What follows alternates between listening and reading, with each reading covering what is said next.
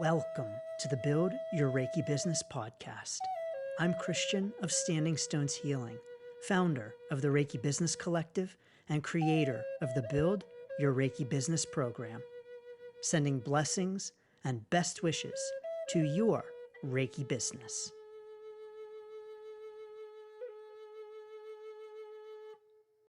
Greetings, welcome, and thanks so much for tuning in to this week's episode of the Build Your Reiki Business podcast. It's Christian of Standing Stones Healing, honored and grateful to have you here for another Build Your Reiki Business podcast episode.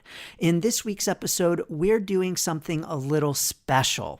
We've got clips from the recent Reiki Business Summit. Now, if you have not heard of the Reiki Business Summit, it is the world's first live online Reiki Business Summit. And this first one was held November 22nd through the 25th, 2024, with, yes, more Reiki Business Summits on the way. And so I'm excited to bring you some highlights from this first summit. Now, there are lots and lots and lots of highlights from the summit. These are just a few clips, and you will recognize some voices. We've got Andrea Kennedy, Colleen Benelli, Mary Riposo, Pam Allen-LeBlanc and Caig, Michaela Daystar, and me, not in that particular order, but see if you can figure out who is who. It might be a fun game. And if you are listening in saying that you are disappointed to have missed the Reiki Business Summit, first, I want you to know that yes, indeed, you can get on the wait list for next year's summit and the year after and the year after. There will be more Reiki Business Summits on the way. Second, you can go to standingstoneshealing.com/summit and learn more about grabbing the recordings. Yes, indeed, the recordings, the full speaker recordings are available, plus lots of extras as well. So learn more, standingstoneshealing.com/summit. Next week, I will be bringing you a behind the scenes look at the wrap up of the summit, including some hard learned lessons and some information on future summits. By the way, I'm also sharing in that episode a big secret about the Reiki Business Summit. Thank you, and blessings to your Reiki business. Have you ever said to yourself something along the lines of, you know what? I need more clients. Here I wanted to have a Reiki business and it's crickets. Like, I need more clients. Maybe you've said to yourself, I feel like maybe I need more practice giving sessions. I need more experience in the energy. How can I have a Reiki business if I think I need more experience? Also, if you're looking at getting clients and thinking about advertising, if you're just starting your Reiki business, you probably don't have an advertising budget. So we don't want to do all that stuff. So again, let's concentrate on what you really do want to do, and that is seeing clients. So number one, I want to tell you, I have a strategy to lower the threshold for new people to come into your practice. What is really important for us to think about as Reiki business owners is, in order for your business to succeed, you not only need clients to continually find your practice and sign up for that first session, you also need returning clients, right? I mean, we need a balance. You're not going to just see one client one time and they're gone forever, hopefully. Usually there's a percentage. I would say, for myself, I probably had about 60% when I did the strategy that would come back into my practice, which I think is pretty good when you're casting a net really, really wide. So the thing is, we need to attract new clients and we need to retain them. Again, what are we investing in? Really great sessions once we get them there, right? And so, of course, if we do that, it's going to bring those clients back. They're going to be returning clients. So the bread and butter, the foundation of your Reiki business is the returning client. And then that returning client will often become a student if you teach classes. So we see new clients come in, and then we see returning clients, and then those returning clients become part of our membership or part of, our teaching. And so we can have this whole trajectory. It all starts though with a new client, because you cannot have a returning client unless they come the first time. So how are you going to get them in the door? Sometimes when it comes to community, sometimes we need to create the community that we want. And sometimes we want to have a particular kind of community, and we want to create that community. And so if there is a community that you want to see and to have, you can create it. Why not you, right? Why not you? You don't have to wait for someone else to create it. As a matter of fact, with the Reiki Business Collective Facebook group, for a few years, I was like, someone should create this community. Why don't we have this community? We should have this like specific Facebook group just for Reiki business. Someone needs to do that. And then finally, I was like, I need to do that. Like, we need the community, and I'm just going to do it. And so here we are with the Reiki Business Collective. When we find that there's a community that we might want or need, we have the power to create that community. So if you're looking around in your own community and you're saying, someone should create that community, why not you? Several years ago, I was having a conversation with another Reiki practitioner, and she told me that she was thinking of leaving her town and relocating. And she said, I'm thinking of moving because the community just isn't there. The community just isn't there. Now, this blew my mind because I had been to her community. I was familiar with her town, and it wasn't a huge town. It was about 100,000 people, which is not really big, but it's also not a small town, right? 100,000 people is a good chunk of people to be able to hang out with and find like-minded people in. Not only that, there was a crystal shop, at least one crystal shop in this town. And so the community indeed was there. The problem was that no one had created the space for the community to gather. And so no matter where you are in the world, maybe you too are in a small town. Maybe you are looking around your small town and you're saying, there's nobody here like me. There are no like-minded people. No, indeed, we are everywhere. People like us are all over the place, and we are everywhere. The problem is that so often we just simply don't have someone bringing us together. We don't have someone acting like the lighthouse to bring us together. And so that can be you. Why not you? I'm going to give you a roadmap to doing just that, for creating community, for defining your tribe and building it, and creating impactful communities for your Reiki business. If you are going to have a professional Reiki business, your social media needs to reflect your voice. What do you want to say? What's your inner truth? What's your authentic message? Who are you speaking to, and what do you want them to know about you and the Reiki solutions and resources that you provide? Who is your ideal client? Your ideal client is waiting for you to show up as your authentic self. And that's how they find you.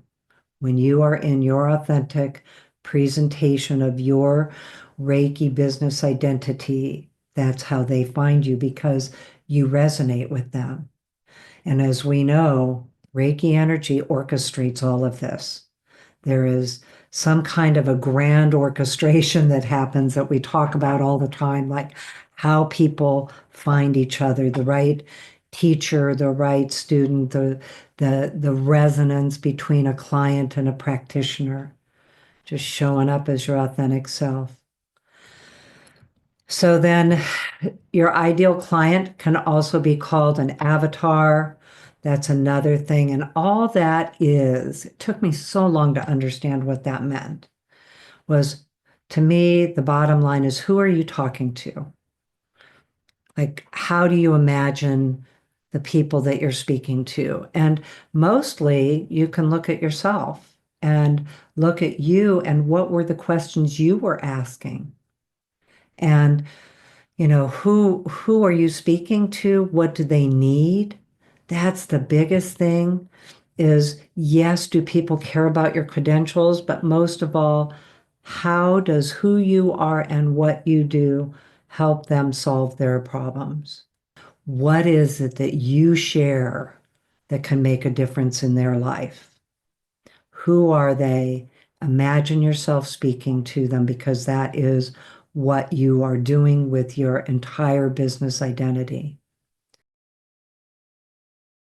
That's one of the biggest keys in terms of, I think, the way that we can navigate it, especially as introverts, as highly sensitive people, thinking that, oh, we have to, be out there and be, in the spotlight and things like that. It's just not really going to work for most of us. For some of us, maybe.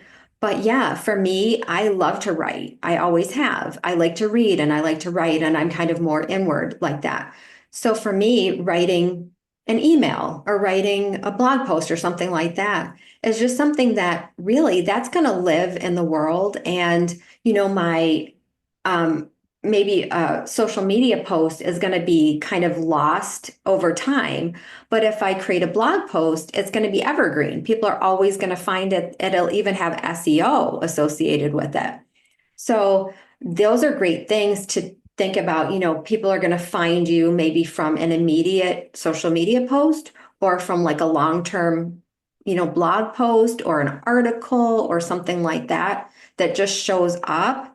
I think that's really cool because I don't love the feeling of like being out there and being, visible. Even the word visibility is kind of scary, but to think like, oh, someone found me, somebody found Reiki through me. That's a nice feeling. It's kind of like, oh, I'm just doing my work. I'm going about, the living Reiki, and I'm doing what I'm supposed to be doing, living my purpose. And someone has kind of found that and tapped into it and said, oh, I want to be part of that. It's always hard when you have a client come to you and they're like, oh, this really isn't what I was thinking, what it was going to be. And you feel disappointed, like, oh, that wasn't such a great interaction, maybe. But if people know kind of what to expect before they get to you, they're going to be all in. They're going to be thrilled once they're there because they've already heard like maybe your voice through your writing, or they've seen your picture, or maybe they saw like a short little video of you or something like that, or, something on a summit. Maybe they watched your presentation, right? And they're like, oh, I kind of get where that person is coming from. And I'd like to maybe have a session with them or, learn from them or something. So it's kind of more about that. It's about that findability. Because we have vulnerable bodies in a complex world, and each one of us is carrying some kind of fear, some kind of response to our experiences in the world that other people possibly have no way of knowing. Most likely, most of the time, have no way of knowing. Sometimes we do, most of the time we don't. And when a client comes to us in a Reiki session, we usually don't know. They might not know what the specific stimulus might be that could bring up some old fear, some place inside of them that has not yet processed a frightening experience. And we are lucky, friends, that we live in a time when there is so much information and research available about what trauma is, how it materializes in the body, how the brain chemistry and the body and the emotional landscape all coordinate together to either process our traumas and clear them out of our system as we are designed to do, or hold on to them and create spaces inside of us that can be activated in the world. Now, that can be a scary thing to think about when we think about our roles as Reiki practitioners, where we are inherently opening up spaces of vulnerability and intimacy and privacy with often strangers. We're opening ourselves to vulnerability, and they are opening themselves to vulnerability. And we have the best intentions for that space. I assume we do. There are people who do not have good intentions and misuse their power as a practitioner, but we're not talking about those people. That's not us, right? I'm assuming we all are here with the best intentions. And so it can be a little bit daunting to think about this fact that people bring in triggers that we don't know and that they might not know. But here's the good news. We now know a lot about how this system works. And by system, I mean our physiology and with respect to trauma. And we know more and more every year about how to create conditions of safety and choice and consent, whether or not we know what a person is dealing with. And that's what we're here to talk about today. I think there's an element of vulnerability in collaborating. If you're hesitating, like, and that's why we want to do this. And that's why we're going to have the breakout session. So you've got Christian's, Reiki Business Collective. I mean, but we just want to give you that push, like just ask somebody, hey, I was thinking about doing this. You want to do this with me? Because I'm scared, Yeah. And it turns out that everybody's a little bit nervous. Everybody, is kind of fumbling their way through their business. But it really helps. I mean, even you had said, even going into this talk today, normally I get a bit nervous before talks, but I was like, oh, but I'm doing it with Karen. One of the things that is necessary to move into the collaboration mindset is to move out of the competition mindset. And Reiki can really help us with that. Just help us shift from that scarcity mentality to an abundance mentality. And it allows you then to work together with someone who will help your business grow. And it's not a thought about taking business away or anything like that. It's more about growing together. When you get stuck in that, then that really limits you, because when you come from a mentality of like, there's plenty, and William Rand emphasizes this, there's plenty to go around for everybody. And when you collaborate with others, because if you come from the point of view, like the people that are supposed to come to me will come to me, people who are supposed to go to that person will go to that person. And all of us are needed. God, all of us are needed at this time. Everybody, come on. So when you make that shift, then the creativity just blossoms, and it helps your business and it helps the other person's business. Yeah. And you'll usually find that there's gaps in skills and there are things that Karen's way better at than I am, and things that I might be better at than she is. And then together it forms this great thing. And a lot of it, when you do a collaboration too, is about how you frame it. And so I reached out to Karen, and what I told the students was like, hey guys, you get 2 for 1. And so rather than be disappointed that I was going to be away for 4 hours of class, my students were thrilled that they got to have both of us. And so once you do decide on a collaboration effort, it's also how you frame it when you present it to others as well. And really, our students were thrilled, Karen. Yeah, because if she hadn't framed it that way, they might have gone, I said it for Pam. Who is this woman? I don't want this woman. Right? Like, that's not whom I paid for. Like, you talk funny. So because she reframed it, they were like, oh yeah, we get 2 for 1. All weekend long, they've been giving away pearls. And then Christian, I just wanted to say thank you to you for this weekend. So much clarity has happened for me that I've actually changed the name of my company and like even decided to go back into like having a company and really got clear about my purpose and my intention. And it's, this has just been like really amazing. So thank you, all of you.